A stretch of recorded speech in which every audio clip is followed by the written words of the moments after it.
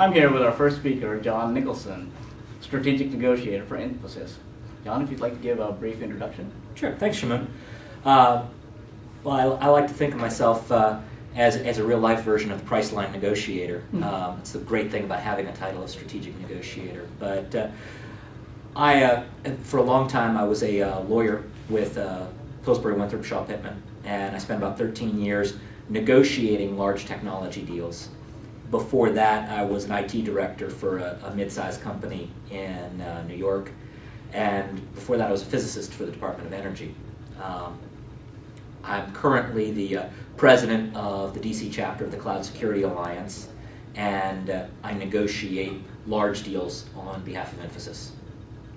Great.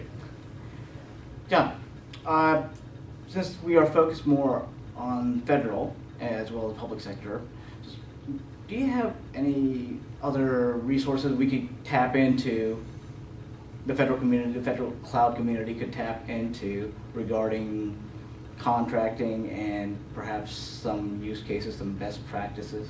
Yeah, actually, in addition to adapting the points that are in my talk for federal contracting, the Federal CIO Council just released a best practices white paper on best practices for cloud computing contracting.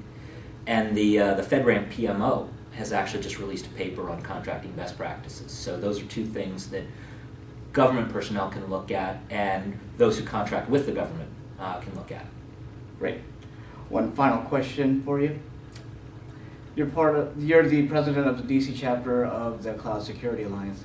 The CCA has released something called the Cloud Control Matrix, the CCM.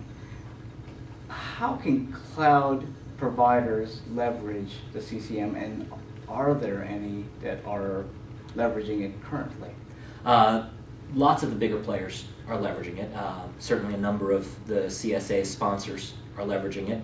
And it's a wonderful tool, and it's available for free, as are all of the CSA tools.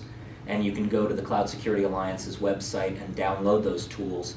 And they're really a tremendous resource. They were developed out of a grassroots effort by the cloud security community. And both the Cloud Controls Matrix, the STAR program, and a number of the other CSA tools are wonderful things for people to look at. Great. John, one final question. I know the last one was the final question, but here's another final question for you. Briefly describe the topic that you are going to discuss for us.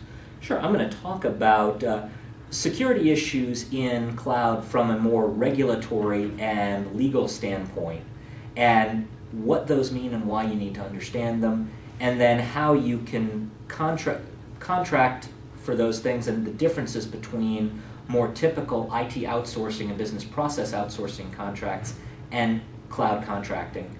And finally, some best practices for dealing with data in the cloud. Great. Thank you, John. My pleasure.